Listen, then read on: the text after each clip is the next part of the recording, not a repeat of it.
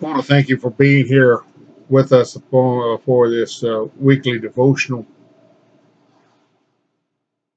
I dwelt a little bit on this idea of the situation with brothers being against one another last week in a devotional, and I want to continue with some of this thought and idea.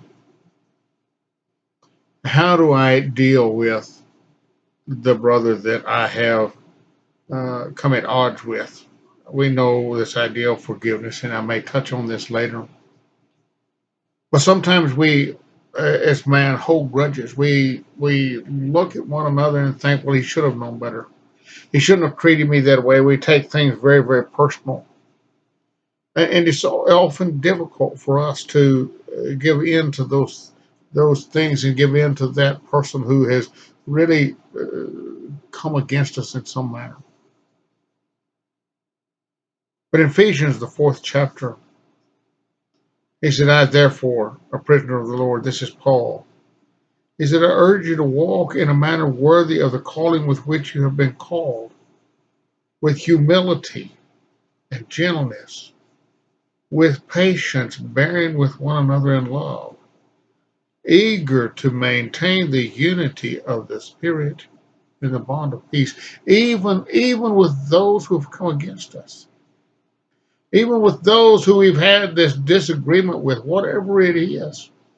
And so often we let the worldly things come in, and those are what the disagreements are about.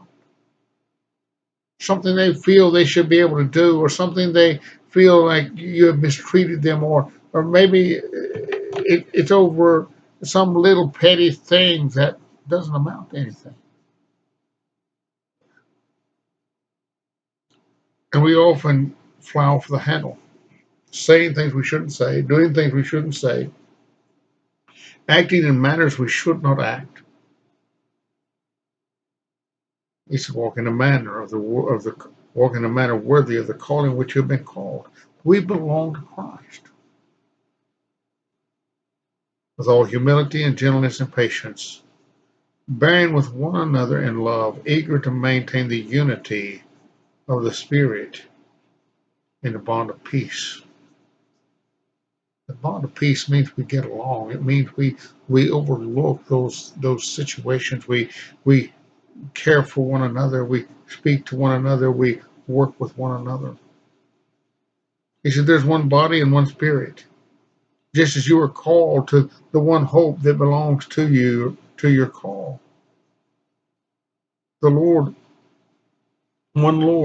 one faith, one baptism, one God and Father of all, who is over all and through all and in all."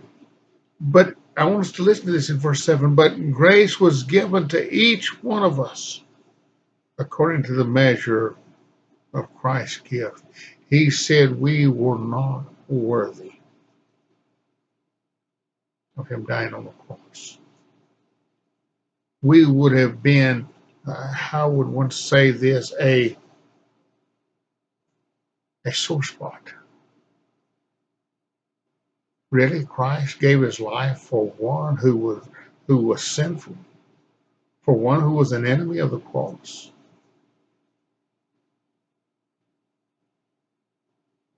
And yet I accepted that forgiveness. Well, there's that word forgiveness. I accepted that forgiveness. Am I willing to offer that forgiveness to others, whether they offer it to me or not? Am I willing to overlook those things and realize what it is Christ has done for me?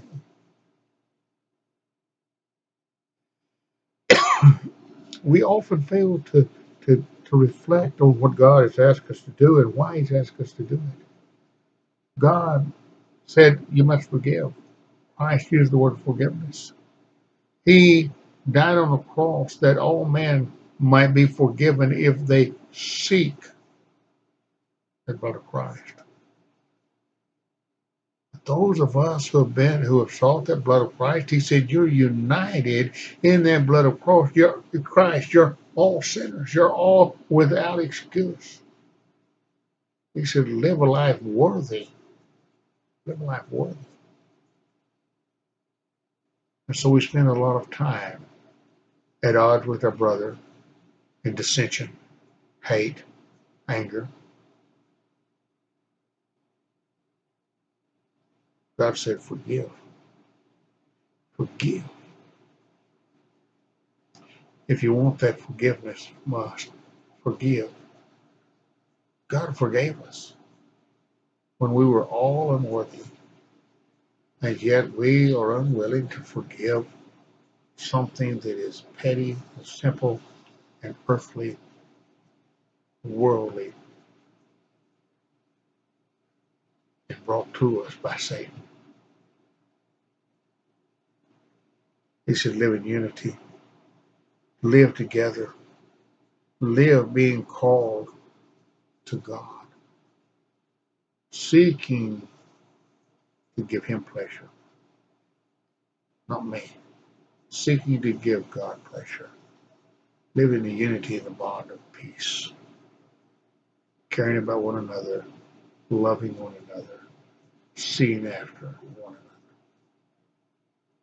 I hope you will consider these things as you go through your week, that we might look at one another, especially within the church, especially as brothers in Christ, that we might care for one another, that we might seek to live in that bond of in unity, in that bond of peace, caring and loving for one another. I want to thank you for being here, and may God bless.